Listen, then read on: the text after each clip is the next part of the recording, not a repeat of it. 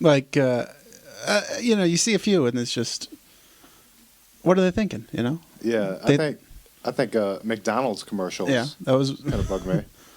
I was gonna do this the other week. It was the McDonald's commercials where they apparently want all men to hate women. Yeah. But then Crack.com, our major competitor for podcasts, Crack.com did a review of it, so I don't really need to talk about it. But those ones where there's just a guy who's like, "Oh my God, my girlfriend is so awful. She called me chipmunk, and she's so like endearing and has all these nicknames for me. And if I don't come up with the perfect nickname, it's gonna be awful, and she's gonna just dump me because all women are awful." That's the kind of message they were sending. And then he comes up with sweet tea pie because he has a sweet tea and a pie. There's another one where it's like, oh, my boyfriend, my sister's boyfriend said that football is on Sundays, or what do you think of that? And it's just awful. I don't need to get into that. That's all I'm doing. That's what I was going to do 2 weeks ago, but whatever. This week, what I'm going to talk about is the Abilify commercials. And I'm not really prepared, but I'm going to go ahead and talk about them anyways. Be more of a conversation than a review. The Abilify commercials, that's an antidepressant drug. You did like your major thesis in college about drugs and stuff like that. So. Yeah, I did. And actually, most antidepressants in a test, it turned out that most of them were placebos, and there wasn't that much of a difference. There you go. I'm against antidepressants. I was an angsty 16-year-old. I thought that I was depressed. Every angsty 16-year-old thinks they're depressed and then wants to get put on medication because it's just like this magic answer. Yeah, I mean, I don't want to hate on the people who have. No, condition. I don't. There are people who have real problems, and I should qualify that and say that there are actual people who need antidepressants because they're depressed. Yeah, but in a lot of cases, I would say. Yeah, I don't know. It's kind of a sketchy area. A lot of the people I knew on antidepressants in high school probably didn't need them. Yeah, I think it made it worse in some cases. Right, and that's another thing is it's self-perpetuating. And once you're on the antidepressant, if you get off them, then you do get really depressed. Yeah. Even my roommate in college, he was on them, and excuse me. I'm just going to end it with that because it's going to get personal and offensive if I go on beyond a burp. So yeah. Just burp. But yeah, antidepressants, good, bad, whatever. There's the Abilify commercial, which is animated. And there's the one thing you got to know as a filmmaker, that animation is very expensive, more expensive than live action filmmaking. There's got to be a reason. There's got to be a reason to justify that animation. So that makes me think, these Abilify commercials, there's got to be some kind of psychological background. There's psychological reason. They did a test somewhere and found out that animated commercials for anti-drug or antidepressants, it either makes you more depressed or makes you less depressed. And then the logic there is that if it makes you more depressed, you feel so depressed that you feel you need to get this drug. Or the opposite being, if it makes you really happy, then you feel like already you have this association with this drug that's going to make you happy. And I'm leaning more towards that. I'm not sure because it's so weird that these commercials are animated, and they're the ones with like the girl's shadow is this personified depression that's following her around, or she's got like a bathrobe that's it's personified depression, and it's weird. What do you think about Vinnie? Yeah, I'm not sure why they're animated. I've asked myself this question many times. And the only thing I come up with is maybe, they just want to be a little goofier. Maybe they don't want to, just to kind of break through the clutter or something of other antidepressant drug commercials. But I don't know if I've really seen any other one. Oh, you see the one with that like Tinker toy? Like the girl winds up the Tinker toy of herself and it like walks and then it just like dies. And it's just like, oh my God, I'm so depressed. It's, that's one where I think they're trying to depress you to make you feel like you need antidepressants. Yeah. Or there's other ones that are like, my family hates me and all, and they're really depressing. They're depressing ass commercials because they want to sell you antidepressants. Regardless of whether we think antidepressants are good or bad, they're trying to sell you antidepressants. Yeah. I think, there's the thing.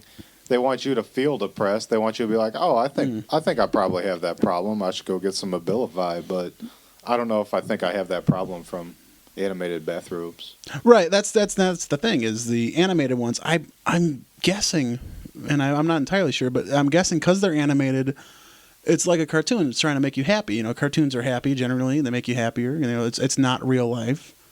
You know, it makes you feel like you've broken away from this real life. And so you're happier. You're seeing this cartoon bathrobe dance around, you know, whatever. That makes you cheer up a little bit. And then I think, you know, you're feeling happier. You've got this positive association with the drug. You feel like, oh, man, if I am depressed, I see that commercial and God damn it, is my life great. You know, and then you really want to get that drug.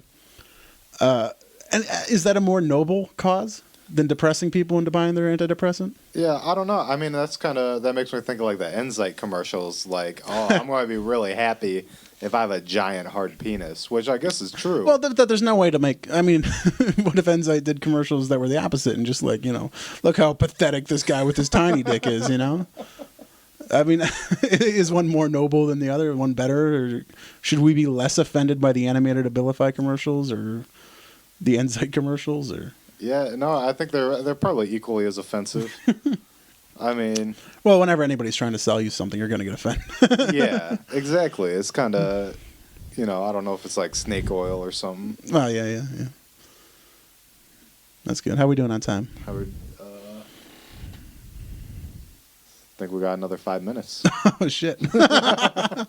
Let's talk about swearing, because I just said shit. Yeah. Are we going to swear on this? Are we allowed to swear on podcasts? Is it not classy? Yeah. I don't know if it's classy, but we're definitely allowed. Yeah. We could go back and bleep that, you know, if we care. That's probably worse. That's something we should figure out. Is this a family podcast or not? Yeah, I think bleeping swear words is bad because that gives me more work. Now, do you think when you hear, regardless of whether you're doing the work or not, do you hear a bleeped swear word and think it's more offensive than a swear word? I do, because I don't really hear swear words when they're in conversation.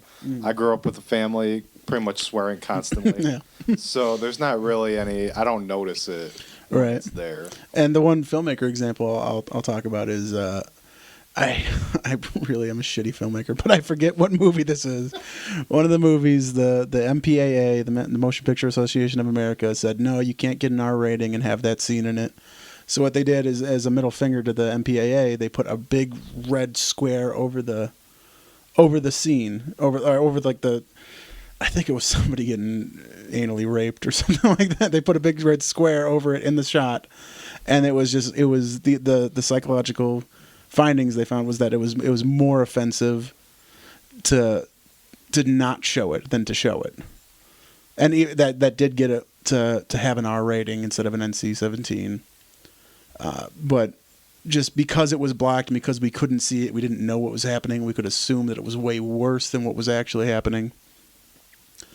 I mean, can you have anal rape that's worse than other anal rape? Isn't it all kind of... Well, you couldn't tell if it was anal rape or not. Oh, so Because it's kind of left up to your imagination. You right, don't know. yeah. It's that whole monster thing, you know. Is Jaws scarier if you can see him or if you can't see him? Yeah. So... Yeah, I don't know. Some people are really scared of the unknown. Right, and that's the one thing, is that you can never see a monster more scary than what you can imagine. Yeah. That's a big filmmaker. Bloody blue. Ah, man. Since we got to stretch time here, any other commercials that really cheese you off? Thinking we were talking about the Golden Buffalo Nickel one.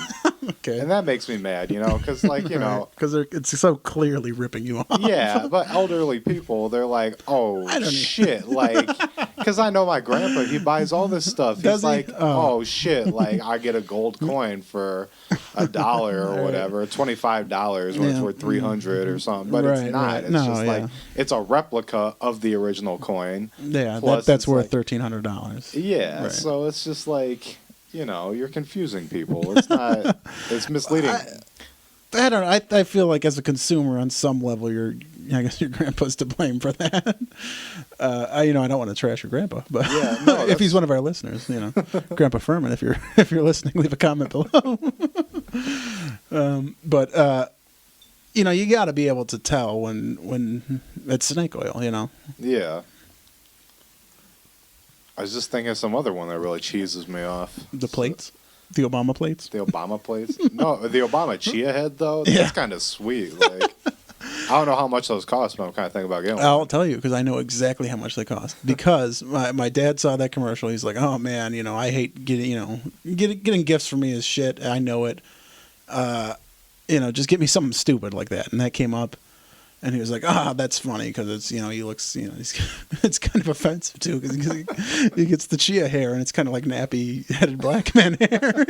It's but so I went to Kmart and saw it, and it's actually $20.